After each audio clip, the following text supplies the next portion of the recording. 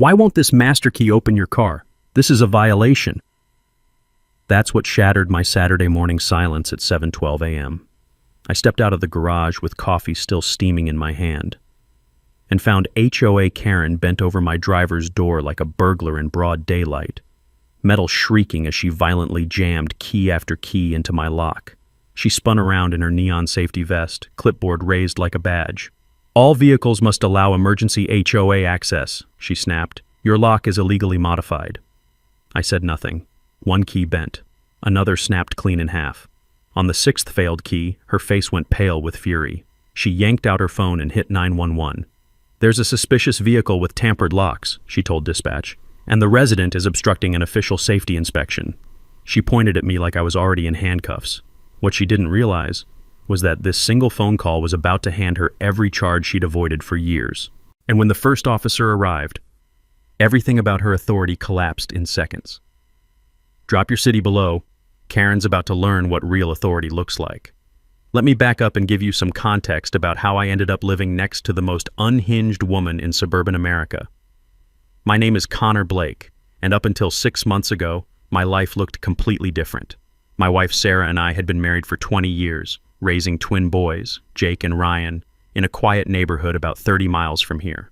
Sarah was the kind of woman who could fix a leaky faucet in the morning, help with calculus homework in the afternoon, and still have energy to build elaborate birdhouses with me in the evenings. Then, on a rainy Tuesday in March, everything changed. Sarah was driving home from her nursing job when a drunk driver ran a red light and hit her car head-on. The smell of hospital disinfectant and the sound of heart monitors still haunts my dreams. The boys were 16 then, old enough to understand that mom wasn't coming home, but young enough that the grief hit them like a freight train. After the funeral, our old house felt like a museum of memories we weren't ready to face. The boys were struggling in school, I was barely functioning at work, and every room reminded us of the laughter we'd lost. So when my supervisor suggested a transfer to the regional office here in Willowbrook, we decided a fresh start might help us heal. That's how we ended up in Willowbrook Estates, a cookie-cutter suburban development where every house looks exactly the same except for the color of the shutters. The realtor promised us it was a quiet family community, with excellent HOA oversight. What she failed to mention was that the HOA oversight came in the form of Karen Ashford, a woman who'd apparently appointed herself the neighborhood's unofficial vehicle enforcement officer. Karen's background was a masterclass in petty authority gone wrong. She'd worked at the local DMV office for 15 years before being encouraged to pursue other opportunities, which is corporate speak for fired for harassing customers. Apparently, Karen had a habit of rejecting perfectly valid paperwork because she didn't like people's attitudes, and after enough complaints, the state finally showed her the door. But instead of learning her lesson, Karen doubled down on her control issues. She moved to Willowbrook Estates and immediately began inserting herself into every aspect of neighborhood management. She created her own title, Vehicle Safety Coordinator, and printed business cards that listed her email address as safetyfirstwillowbrook@gmail.com. The fact that this position didn't actually exist in the HOA bylaws was apparently just a minor detail. Karen's appearance was as ridiculous as her authority complex. She wore that fluorescent safety vest everywhere, to the grocery store, to church, to neighborhood barbecues. It was paired with a clipboard that contained exactly one piece of paper, a document she'd typed up called Willowbrook Estates Vehicle Regulations, written entirely in Comic Sans font. The jangling sound of her key ring could be heard from 3 houses away, and she carried it like a sheriff carries a badge. The woman had convinced herself that she owned a set of master keys that could open any vehicle in the neighborhood. What she actually owned was a $47 universal car key set she'd bought on some sketchy website, along with a collection of random keys she'd picked up at garage sales. But in Karen's mind, these keys represented ultimate authority over everything with 4 wheels and an engine. Here's what I didn't know at the time. Karen had been testing her master key authority on other neighbors for months. She'd successfully entered at least 6 different vehicles in our neighborhood, stealing loose change from cup holders, copying registration information, and even taking garage door openers. Most of the victims thought they were losing their minds. Stuff kept disappearing from their cars, documents kept moving around, and nobody could figure out why. The irony is that I moved to this neighborhood specifically to avoid drama. After Sarah's death, all I wanted was a quiet place where my boys could finish high school and I could figure out how to be a single father. Instead, I'd unknowingly moved in next door to a woman whose hobby was breaking into cars and whose day job was making everyone else's life miserable. And that brings us back to Saturday morning, 7 a.m., with the sound of metal scratching against metal and Karen Ashford about to discover that her fake master keys were no match for actual federal law enforcement training. When Karen's seventh key failed to open my car door, I watched her face cycle through confusion, frustration, and then pure rage in about 15 seconds flat. She stepped back from my vehicle, pulled out her phone, and proceeded to make the most dramatic 911 call I've ever witnessed. "I need police immediately," she announced loudly enough for half the neighborhood to hear.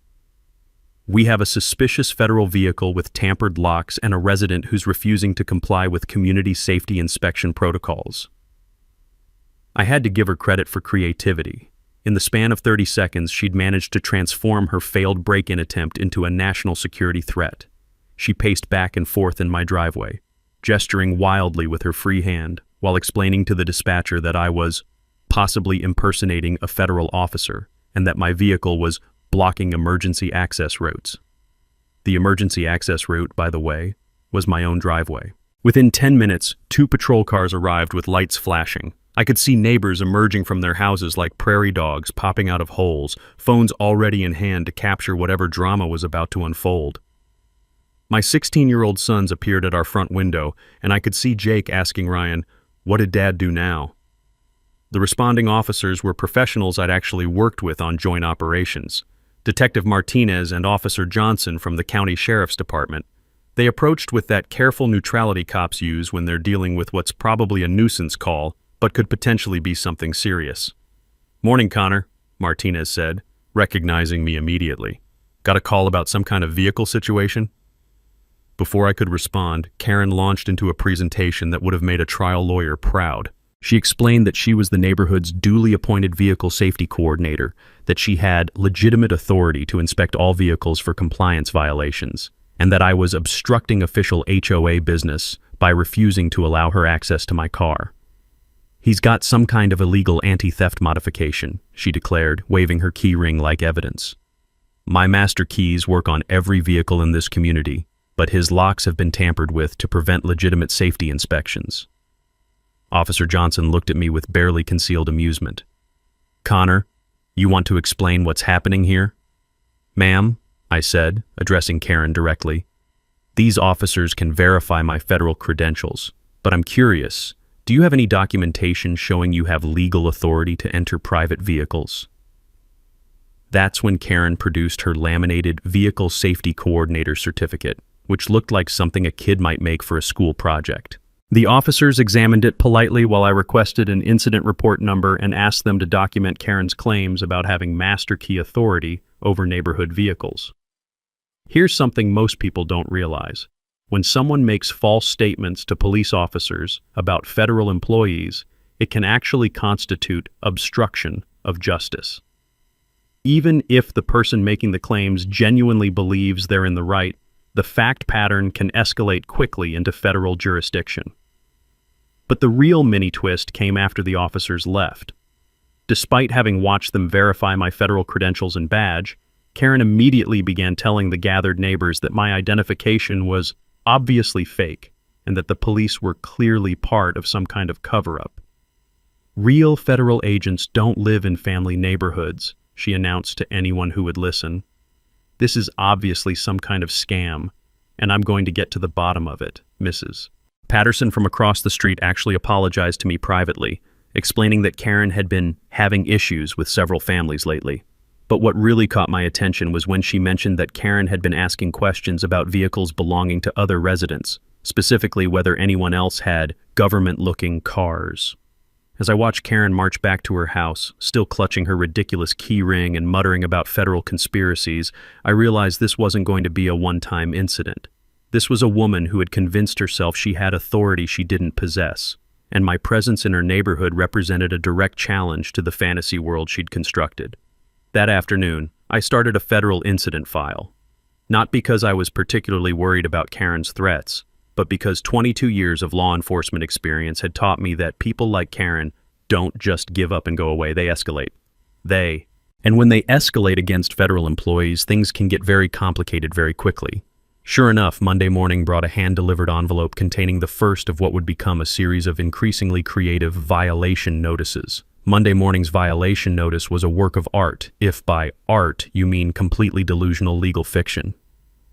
Karen had hand-delivered a document titled Official HOA Compliance Violation that accused me of unauthorized federal vehicle storage on residential property, commercial equipment display in family neighborhood, and my personal favorite, failure to comply with community master key access protocols.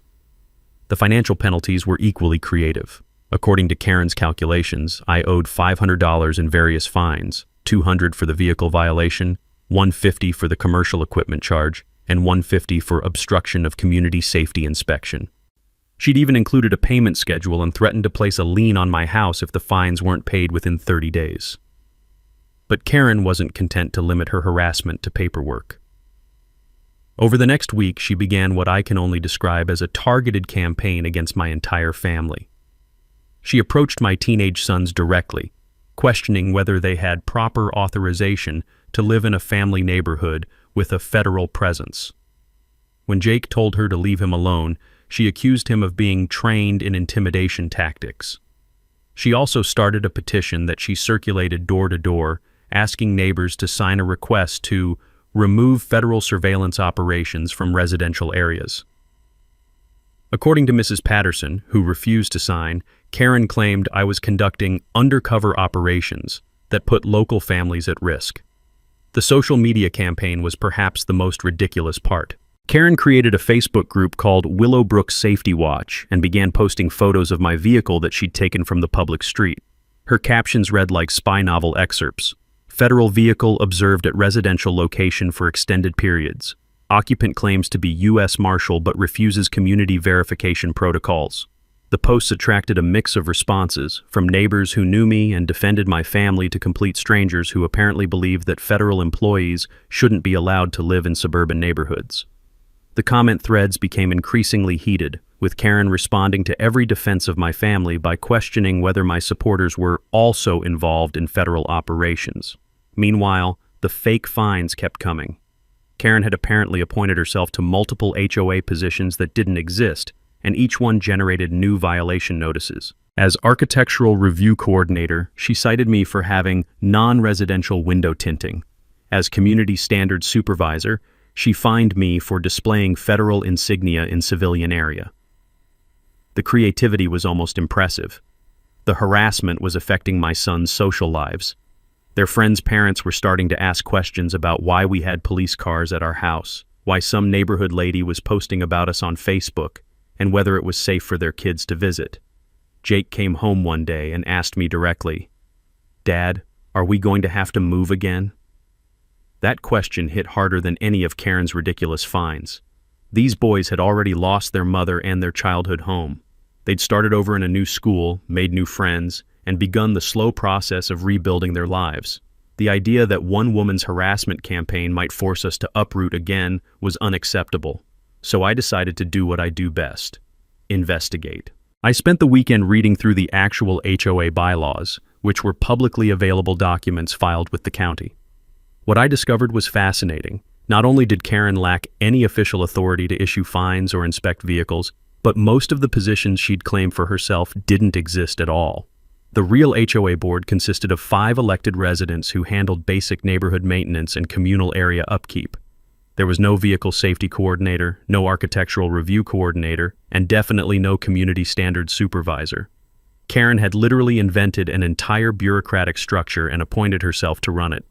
Even better, I started talking to other neighbors who had received Karen's attention over the past 18 months. Tom Henderson had been fined for unauthorized lawn ornaments after putting up a small American flag. Maria Santos received violation notices for culturally inappropriate landscaping because she'd planted vegetables instead of decorative flowers. The elderly couple at the end of our street had been threatened with property liens because their adult son's pickup truck violated community aesthetic standards. Here's a legal nugget that most people don't know. Issuing fake fines and threatening property liens when you have no legal authority to do so can constitute fraud, especially if you're demanding payment. If someone pays those fake fines, it becomes theft by deception under most state laws. The mini twist came when I contacted the actual HOA president, a mild-mannered guy named David Chen who worked as an accountant. When I asked him about Karen's various coordinator positions, he went completely silent for about 10 seconds. "Oh no," he finally said. "We've been wondering why people kept asking us about violation notices we never sent. We thought maybe our mail was getting mixed up." It turns out the real HOA board had been dealing with confused residents for months, people calling to ask about fines they'd supposedly received or demanding explanations for violations they'd allegedly committed. The board had assumed it was some kind of administrative error and kept telling people to ignore any notices they couldn't verify. David also revealed something that changed my entire perspective on the situation. The board had been afraid to confront Karen directly because she'd threatened to sue them for harassment of a volunteer coordinator. She'd convinced them that challenging her authority would result in legal action, so they'd been trying to handle the situation through passive non-engagement. But now that I'd connected the dots and realized Karen was essentially running a fraudulent parallel HOA, the real board was ready to take action. David agreed to provide me with official documentation proving that none of Karen's positions existed and that she had no authority to issue any kind of violations or fines. Armed with this information, I felt like I was finally ready to turn the tables, but Karen, apparently sensing that her authority was being questioned, decided to escalate to physical harassment. Wednesday morning, I discovered that Karen had moved beyond paperwork and into actual physical interference. Sometime during the night, she had attached what looked like a steering wheel lock device to my front tire, along with a bright orange notice that read, "Vehicle impounded by Community Authority. Contact Safety Coordinator for release." The lock itself was one of those anti-theft clubs you can buy at any auto parts store for about $30, but Karen had covered it with official-looking stickers that said Willowbrook Impound and Authorized Personnel Only. And she'd even laminated a fake badge that identified her as a certified vehicle inspector, complete with a photo that looked like it was taken at a mall kiosk. The timing was particularly cruel. My sons needed to drive to school, and I had to be in federal court by 9 a.m. for a warrant hearing. Instead, I was standing in my driveway at 7:30 in the morning, staring at a $30 car lock that had been installed by a woman who apparently believed she had the authority to impound vehicles in her own neighborhood. But here's where Karen made a critical mistake. She hadn't just disappeared after installing the lock. She was standing on her front porch, wearing her fluorescent safety vest and holding her clipboard, apparently waiting to see how I would respond to her latest escalation. When she saw me examining the lock, she called out across the street, "You'll need to contact the vehicle safety coordinator to arrange for release of your impounded vehicle. There's a $50 impound fee plus daily storage charges." I have to admit there was something almost admirable about the woman's commitment to her fantasy. She'd moved from fake violation notices to actual physical interference, but she was still maintaining the fiction that this was all legitimate community safety enforcement. That's when I decided to give Karen exactly what she wanted: a response. I pulled out my phone and started recording as I walked across the street toward her house. "Ma'am," I said loudly enough for any neighbors to hear, "I need to clarify something with you. You've attached a device to my personal vehicle. Are you claiming legal authority to impound cars in this neighborhood?" Karen straightened up like a soldier coming to attention. "As the duly appointed vehicle safety coordinator for Willowbrook Estates, I have full authority to immobilize any vehicle that poses a safety risk to the community." "And who appointed you to this position?" "The HOA board recognizes my expertise in vehicle safety protocols." "Have you received any formal training in vehicle safety inspection?" "I have 15 years of experience in vehicle documentation and registration procedures." It was a fascinating conversation to have on camera. Karen was providing clear, documented statements about her claimed authority while standing on a public street where her voice would carry to any neighbors who might be listening. More importantly, she was making specific claims about her appointment and training that could be easily verified or disproven. The sound of metal clanking filled the air as Karen adjusted her massive keyring, and I noticed something interesting. Several of the keys had small pieces of tape attached with house numbers written on them. It looked suspiciously like she'd been organizing her master keys by address. While I was talking to Karen, I activated the motion sensor cameras I'd quietly installed around my property the previous weekend. What I captured over the next few days would reveal the true scope of Karen's vehicle safety program. The footage showed Karen making regular rounds through the neighborhood, typically in the early morning or late evening when most people weren't outside. She would approach parked vehicles, test her various keys in the locks, and when successful, spend several minutes inside the cars going through glove compartments, center consoles, and door pockets. Over a 2-week period, I documented her illegally entering 6 different neighbor vehicles. She wasn't just testing locks, she was systematically stealing loose change, copying registration information, and in one case actually taking a garage door opener from the Henderson family's SUV. Here's a law enforcement fact that most civilians don't realize. Once someone establishes a pattern of vehicle break-ins across multiple victims, it stops being simple theft and starts being considered organized criminal activity. If the perpetrator is using tools or techniques that suggest planning and sophistication, like multiple keys organized by address, prosecutors can argue for enhanced charges. But the real mini-twist came when Mrs. Patterson approached me privately to share something that changed my entire understanding of the situation. She'd been keeping a log of her own after noticing items disappearing from her car, and her documentation revealed that Karen's master key operations had been going on for over a year. "I thought I was losing my mind," she told me. "My car registration kept moving around and I was missing about $15 in quarters from my cup holder, but then I saw your cameras and realized I wasn't crazy." Mrs. Patterson had also been quietly talking to other neighbors, and it turned out that at least 8 families had noticed similar problems. Missing change, moved documents, the occasional missing garage door remote or parking permit. Everyone had assumed they were either forgetful or possibly dealing with teenage pranks. The most disturbing revelation was that Karen had apparently been using stolen garage door openers to access people's homes when they weren't present. The Henderson family had noticed that items in their garage workshop were occasionally moved around, but they'd attributed it to their teenage son borrowing tools and forgetting to put them back. When I shared this information with my supervisor at the Marshal's office, his response was immediate. "Connor, this isn't HOA harassment anymore. This is interstate theft, breaking and entering, and possibly stalking. We need to involve the local prosecutor." That evening, as I was reviewing my camera footage and preparing to contact federal prosecutors, Karen made her boldest move yet. She appeared at my front door at 8 p.m., still wearing her safety vest, carrying her clipboard, and flanked by 2 people I'd never seen before. "Mr. Blake," she announced formally, "I'm here with representatives from the Willowbrook Community Standards Review Board to conduct an official inspection of your federal vehicle registration and community compliance documentation." The representatives turned out to be her brother-in-law and a woman from her book club, both of whom looked deeply uncomfortable with whatever Karen had convinced them to participate in. But this time, I was ready for her.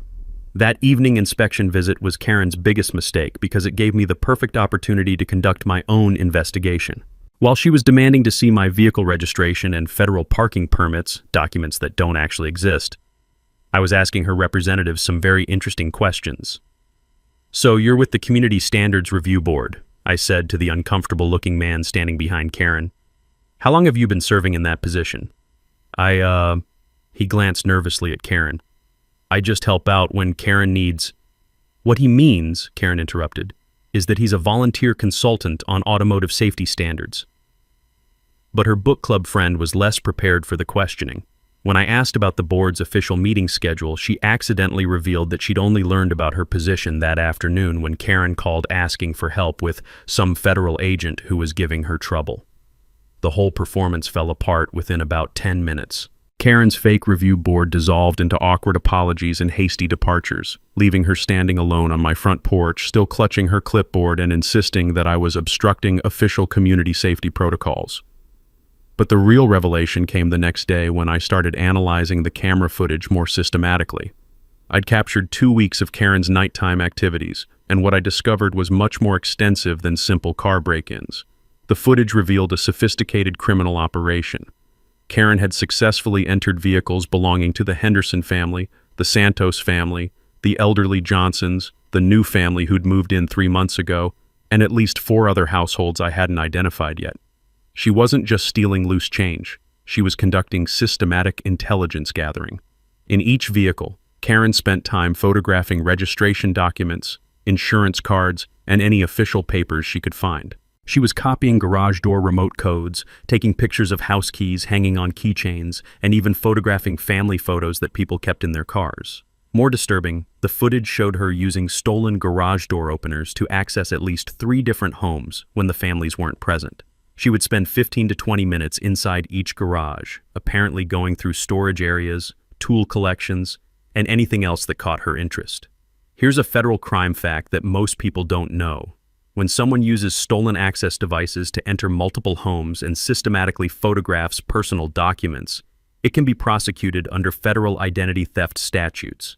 The interstate nature of the crimes, many of the victims had vehicles registered in different states, made it a federal matter. I spent the weekend creating a comprehensive evidence package. Photos, video timestamps, a detailed timeline of criminal activities, and witness statements from 8 different neighbor families. The pattern was clear and undeniable. Karen Ashford was running a criminal enterprise out of Willowbrook Estates. Monday morning, I called the federal prosecutor's office and scheduled a meeting with Assistant U.S. Attorney Jennifer Walsh, who specialized in fraud and identity theft cases. When I presented the evidence, her response was immediate. "Mr. Blake, this is a slam-dunk federal case. Serial breaking and entering, theft, identity document fraud, and what appears to be organized stalking of multiple families. We can proceed with charges immediately." But the most shocking revelation came when Prosecutor Walsh ran Karen's background through federal databases. It turned out that Willowbrook wasn't Karen's first neighborhood harassment campaign.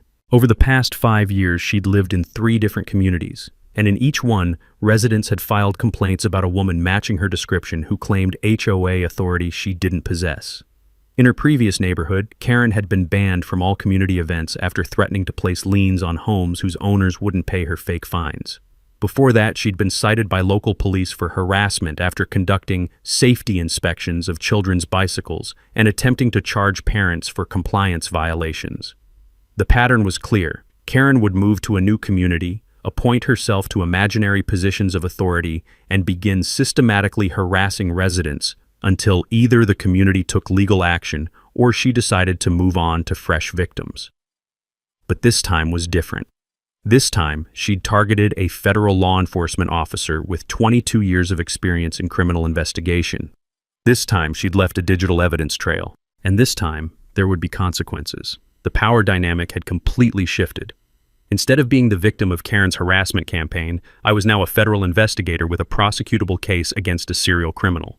Instead of wondering when her escalation would end, I could control the timeline for her arrest. But there was still one problem. Karen didn't know that her criminal enterprise had been exposed. She was still operating under the assumption that she had successfully intimidated me into compliance, which meant she was likely to continue escalating until someone got seriously hurt.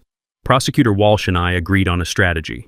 We would continue gathering evidence while allowing Karen to believe her harassment campaign was working. When she inevitably made her next move, we would be ready with federal warrants and a multi-agency arrest team. The key, Walsh explained, is letting her dig her own hole deep enough that there's no possibility of claiming this was all a misunderstanding or a civil matter. We want clear, undeniable evidence of criminal intent. That meant waiting for Karen to escalate one more time. Based on her established pattern, it was only a matter of days before she attempted something that would cross the line from harassment into serious criminal activity. Sure enough, Thursday afternoon, Karen made the move that would seal her fate. Thursday afternoon's escalation attempt was exactly what Prosecutor Walsh and I had been waiting for. Karen approached my house wearing a new costume, an orange construction vest with community enforcement written in black marker, and carrying what appeared to be an official citation book. She marched up to my front door and announced that she was conducting an emergency safety inspection of my property due to federal security violations that posed risks to neighborhood families. When I asked to see her credentials, she produced a laminated badge that identified her as Chief Safety Enforcement Officer, Willowbrook Protective Services. The fictitious agency was a new addition to Karen's fantasy. According to the documentation she showed me, Willowbrook Protective Services was a community-authorized security organization with full investigative and enforcement powers over residential safety violations. But this time, instead of arguing with her, I played along. "I appreciate you taking community safety seriously," I told her. "Can you give me a few days to review my security protocols and make sure everything's in compliance?" Karen seemed surprised by my cooperative attitude, but pleased that her authority was finally being recognized. She agreed to return the following Tuesday for a comprehensive compliance inspection, which would give me time to finalize the trap I'd been planning. Over the weekend, I put together the most elaborate sting operation of my career. The centerpiece was a hydraulic bollard system that my neighbor Pete, a retired civil engineer, had helped me design and install. Pete's background was perfect for the project. He'd spent 30 years designing security systems for government buildings, and he understood exactly what we were trying to accomplish. "You know," he told me while we were digging the installation trenches, "the bollards that protect the Pentagon work on the same basic principle we're using here. Hydraulic pressure, fail-safe mechanisms, and enough stopping power to immobilize a full-size truck." The system we installed was more sophisticated than anything you'd find in a typical residential driveway. Hidden hydraulic posts that could rise 3 feet in less than 2 seconds, motion sensors that detected approaching vehicles, and a remote control system that gave me complete control over activation timing. Here's a DIY security fact that most homeowners don't realize. Hydraulic bollard systems aren't just for government buildings anymore. You can install a residential version for around $2,000, and they're completely legal as long as they're on your own property. The key is proper installation and safety protocols. You want to stop intruders, not cause accidents. The legal strategy required coordination with multiple agencies. Prosecutor Walsh had prepared federal warrants for Karen's arrest, but we also needed local law enforcement ready to secure the scene and handle any complications that might arise during the arrest. Detective Martinez from the county sheriff's office agreed to position units nearby during Karen's scheduled inspection visit. We also arranged for a forensics team to be on standby for processing evidence from Karen's house and vehicle once the arrest warrants were executed. The media coordination was my idea. After 18 months of Karen's harassment campaign, the neighborhood deserved to see justice served publicly. I contacted Sarah Chen, an investigative reporter from Channel 7 News who'd covered several HOA fraud cases, and arranged for her crew to be present during the arrest. The financial calculations were straightforward but significant. 8 neighbor families had documented losses totaling over $2,000 in stolen property, plus additional damages from Karen's unauthorized entry into vehicles and homes. Federal prosecutors could also seek restitution for investigation costs and victim impact expenses. But the most important part of the planning was coordinating with the affected neighbors. Tom Henderson, Maria Santos, Mrs. Patterson, and 4 other families agreed to provide witness testimony and victim impact statements. For the first time in 18 months, the neighborhood was united against Karen's harassment instead of being isolated and confused by it. Martha Williams, a retired paralegal who lived 2 streets over, volunteered to help organize the documentation. She'd been keeping detailed records of Karen's activities since the fake fine notices started appearing, and her evidence files were more comprehensive than anything I'd compiled in my official capacity. "I've been waiting for someone to take this seriously," Martha told me while we reviewed her documentation. "That woman has made this neighborhood feel like a prison, and it's time for her to face consequences." The timeline for the operation was critical. Karen expected her comprehensive compliance inspection on Tuesday afternoon at 2 p.m. By Monday evening, all federal warrants would be finalized, local law enforcement would be positioned, and the media would be ready to document whatever happened during the confrontation. The technical explanation of the bollard system became a neighborhood conversation topic. Pete spent Sunday afternoon showing interested residents how the hydraulic mechanism worked, explaining the safety features, and discussing how similar systems could be installed on other properties. "The beauty of this design," Pete explained to a small crowd of neighbors, "is that it's completely reversible. Once the hydraulic pressure is released, the bollards retract completely and you'd never know they were there. But when activated, they can stop a 5,000-pound vehicle in its tracks." Several neighbors expressed interest in installing their own security upgrades. The Henderson family wanted motion-activated cameras, the Santos family asked about driveway alarms, and Mrs. Patterson inquired about upgrading her garage door security system. For the first time since moving to Willowbrook Estates, I felt like I was part of a real community, instead of just living in a neighborhood where everyone was afraid of one unhinged woman. Monday evening, everything was in position. Federal warrants signed and ready for execution, local law enforcement coordinated and positioned, media standing by for live coverage, and neighborhood witnesses prepared to document 18 months of Karen's criminal harassment campaign. All we needed was for Karen to show up for her fake inspection appointment and walk into the trap we'd spent weeks preparing. Tuesday morning, I sat in my kitchen drinking coffee and watching the street through my window. knowing that by evening, Karen Ashford's criminal enterprise would be Monday evening, brought an unexpected twist that almost derailed the entire operation. Instead of waiting for Tuesday's scheduled inspection, Karen decided to escalate her harassment campaign by filing official complaints against me with my federal agency. I discovered this when my supervisor, Deputy Chief Marshal Robert Torres, called me at home around 8 p.m. His tone was professional but concerned. "Connor, I've got some paperwork on my desk that I need to discuss with you. We received formal ethics violations, complaints about your conduct toward a civilian community volunteer. Want to explain what's going on?"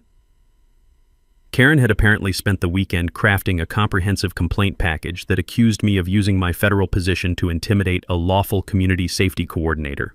The documentation she submitted included photographs of my vehicle, copies of her fake violation notices, and a narrative that painted her as a concerned citizen being harassed by an out-of-control federal agent. The complaint alleged that I'd threatened her with arrest for performing legitimate HOA duties, used my federal credentials to obstruct community safety inspections, and created a climate of fear that prevented her from carrying out her appointed responsibilities.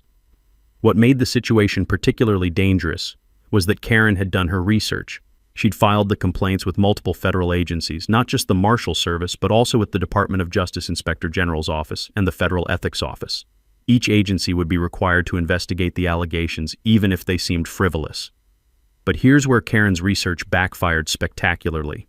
In preparing her complaints, she'd included detailed descriptions of her activities that provided additional evidence of her criminal behavior. She admitted to conducting vehicle safety inspections using master keys, described her authority to relocate non-compliant vehicles, and explained her system for documenting federal security violations in residential areas. Deputy Chief Torres listened carefully as I explained the actual situation and provided him with the evidence package I'd prepared for federal prosecutors. His response was immediate and reassuring. "Connor, this woman isn't filing ethics complaints. She's confessing to federal crimes in writing. I'm forwarding this entire package to our criminal investigation unit and recommending immediate prosecution." But Karen wasn't finished with her escalation campaign.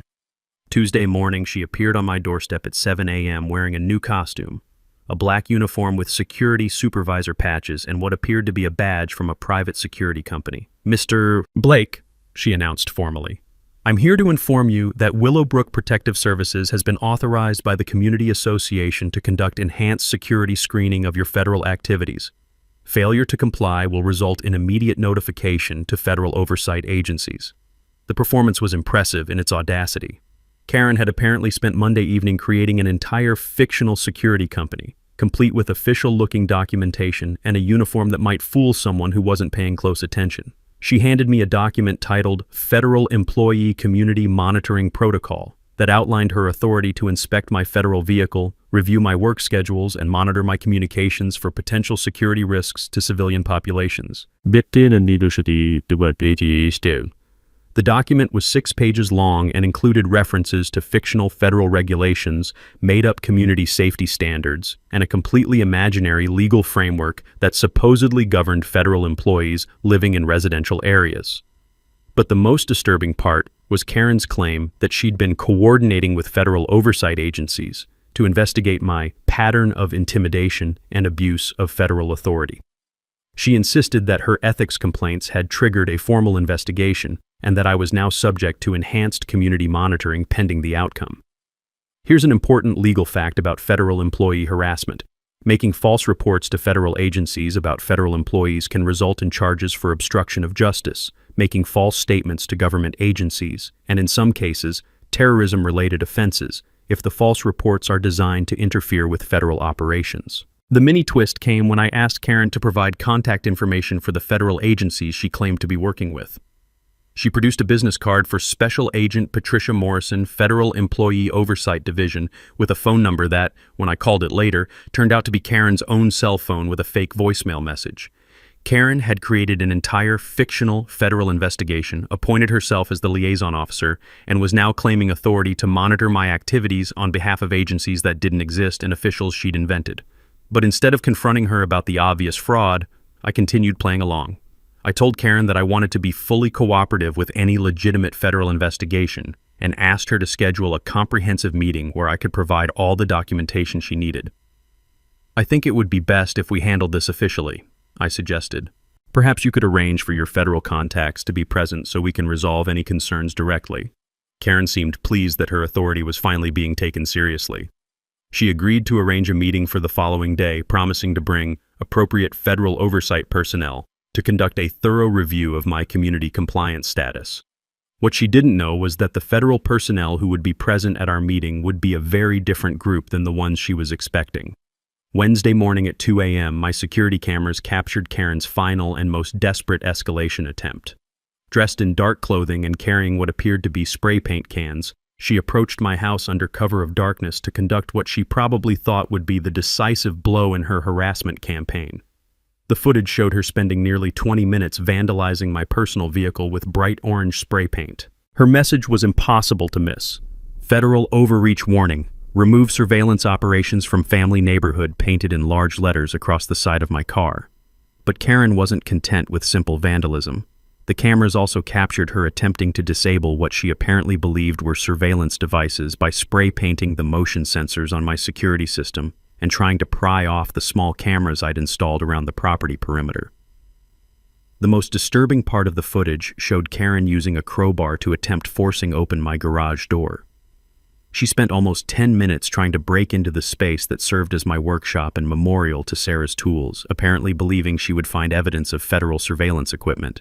When the garage door resisted her efforts, Karen became increasingly violent. She struck the door repeatedly with the crowbar, damaged the weather stripping, and left deep gouges in the metal panels. The sound of metal striking metal echoed through the neighborhood for several minutes before she finally gave up.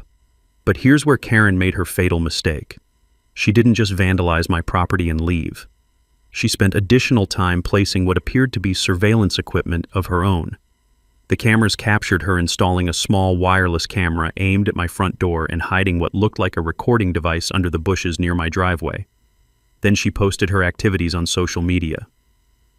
At 3:15 a.m., Karen updated her Facebook page with photos of my vandalized vehicle and a long post explaining that she'd conducted a citizen enforcement action against a federal agent who was conducting illegal surveillance of neighborhood families.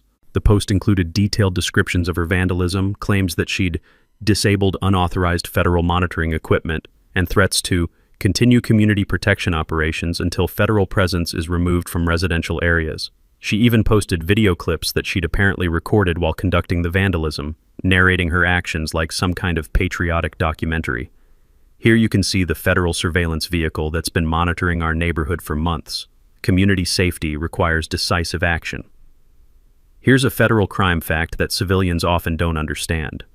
When someone targets federal employees' personal property because of their government employment, it can be prosecuted under federal anti-terrorism statutes.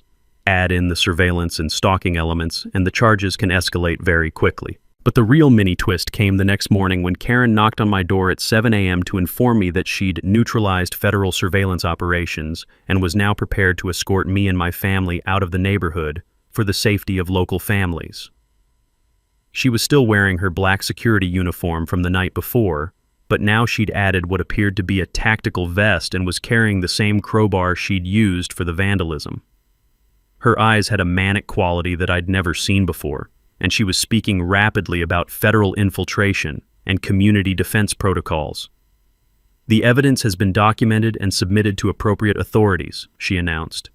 "Your surveillance operations have been neutralized and your cover identity has been exposed. It's time for you to relocate your federal activities to an appropriate facility."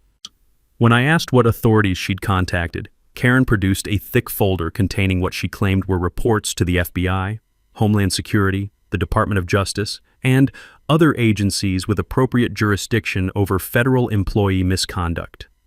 The reports were elaborate fantasies, complete with fabricated case numbers, fictional agent contact information, and detailed allegations about my supposed surveillance activities. Karen had spent considerable time and effort creating an entire fictional federal investigation with herself as the primary informant. But the most dangerous part of her escalation was that she'd begun recruiting other people to participate in her harassment campaign. The folder contained signed statements from 3 individuals who claimed to have witnessed my suspicious federal activities and supported Karen's efforts to protect community safety. When I reviewed those names, I realized that all 3 were people Karen had convinced to participate in previous harassment activities. Her brother-in-law, the woman from her book club, and a neighbor from 2 streets over who'd apparently bought into Karen's federal conspiracy theories. The situation had evolved from individual harassment to organized group intimidation, with Karen serving as the ringleader of what was essentially a domestic terrorism cell targeting a federal employee and his family. That afternoon, I contacted Prosecutor Walsh and reported that Karen's escalation had reached the point where immediate intervention was necessary. The vandalism, the attempted break-in, the surveillance installation, and the recruitment of accomplices had created a clear and present danger that could no longer be managed through passive evidence gathering. "Connor, we need to execute those warrants immediately," Walsh said after reviewing the overnight footage. "This woman has crossed the line from harassment into violent criminal activity, and she's recruiting others to participate. Every day we wait increases the risk to you and your family." The arrest operation was scheduled for the following morning. Federal agents, local law enforcement, media coverage, and neighborhood witnesses would all be present when Karen arrived for what she believed would be a final confrontation with the federal agent she'd been terrorizing for months. What Karen didn't know was that she was walking into the most comprehensive sting operation in Willowbrook Estates history, with enough evidence to put her away for years and enough witnesses to ensure that justice would finally be served. Thursday morning at 10 a.m., everything came together exactly as we'd planned. The HOA monthly meeting was in progress at the Willowbrook Clubhouse with nearly 40 residents present, most hoping to finally address the Karen situation. I'd coordinated perfectly. Federal arrest warrants were ready, Detective Martinez had positioned deputies around the perimeter, and Channel 7 News was set up for live coverage. The meeting had been discussing community garden funding when Karen made her dramatic entrance. She burst through the doors wearing her full security costume, black uniform, tactical vest, utility belt, carrying folders of what she claimed was evidence of my federal crimes. "Ladies and gentlemen," she announced, interrupting the discussion, "I'm here to present critical information about federal surveillance operations conducted against this community for 6 months." The room fell silent as Karen marched to the front, setting up poster boards with photos of my house and vehicle. She pointed to motion sensors on my garage, claiming they were federal monitoring devices. She displayed photos of my work vehicle, insisting it contained classified surveillance equipment. But as Karen explained her evidence to the uncomfortable crowd, I stood up and activated my Bollard remote. "Excuse me," I said, making sure my voice carried clearly on the news broadcast. "I need to step outside to handle a security situation." Karen's eyes lit up with triumph. "Yes, federal surveillance operations are being exposed." She abandoned her presentation and followed me outside, apparently believing she was about to witness my arrest. Several neighbors and the news crew followed us, creating exactly the public witness situation we'd planned. As Karen approached my house, she muttered about federal accountability and community protection protocols. When she reached my driveway and saw my vehicle, still covered with her spray-painted warnings from 2 nights earlier, she decided to take direct action. "I need to complete evidence documentation," she announced to the cameras. She pulled out her crowbar and approached my garage, intending to demonstrate her authority by forcibly entering the building she'd been trying to breach for weeks. That's when I activated the bollards. The hydraulic posts rose in less than 2 seconds, creating steel barriers. Karen had parked her vehicle in my driveway, and her car was suddenly trapped between 3-foot-tall steel posts with no escape. The visual impact was perfect. Karen's sedan suspended between bollards like a carnival prize, with Karen standing beside it holding a crowbar, surrounded by news cameras and 40 neighborhood witnesses. "Ma'am," I said clearly for the cameras, "you're under arrest for federal charges of serial breaking and entering, vehicle theft, mail theft, harassment of a federal officer, vandalism, and making false statements to federal agencies." Karen's face showed complete shock. For the first time in months, she realized she wasn't controlling the situation. The federal investigation she'd been claiming to coordinate was real, but she was the criminal. Detective Martinez moved in smoothly, reading her rights while cameras captured every moment of what would become the lead story on 3 local television stations. I opened my evidence folder, displaying security camera footage showing Karen breaking into neighbor vehicles, photographs of stolen property recovered from her house, copies of fake violation notices she'd been distributing, screenshots of her social media posts documenting vandalism activities. "For the record," I announced to the crowd, "Karen Ashford is not an HOA official, has never held any legitimate community position, and has been conducting a criminal enterprise for 18 months. The neighborhood response was immediate and cathartic. Tom Henderson stood up, publicly describing fake fines he'd received. Maria Santos talked about harassment her family endured.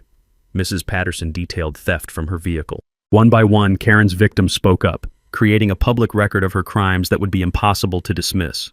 As Karen was led away in handcuffs, still insisting she was a legitimate safety officer being persecuted, the crowd broke into spontaneous applause. The bollards remained raised, with her abandoned vehicle serving as a monument to the consequences of fake authority. For the first time since moving to Willowbrook Estates, my sons watched their father being treated as a hero instead of a problem. When a reporter asked Jake how it felt to see justice served, he smiled. "My dad's the good guy. It just took everyone else a while to figure it out." The aftermath of Karen's arrest was like watching 18 months of neighborhood tension evaporate overnight. Within hours of the news broadcast, residents who'd been afraid to leave their houses were gathering to share Karen's stories and celebrate the end of her harassment campaign. The federal charges were comprehensive. 8 counts of breaking and entering, 12 counts of vehicle theft, 6 counts of mail theft, 4 counts of identity document fraud, 3 counts of making false statements to federal agencies, 2 counts of harassment of a federal officer, plus vandalism and attempted burglary. Her bail was set at $50,000, which she couldn't afford. The search of Karen's house revealed the criminal operation's scope. Federal agents found over $200 in stolen change, dozens of copied registration documents, 12 garage door openers taken from neighbor vehicles, and detailed filing systems cataloging personal information she'd gathered from breaking into cars and homes. Most disturbing was Karen's federal surveillance documentation project, hundreds of photographs she'd taken of my family, vehicle, and daily activities over 6 months. She'd been conducting systematic stalking while convinced she was gathering intelligence for legitimate oversight purposes.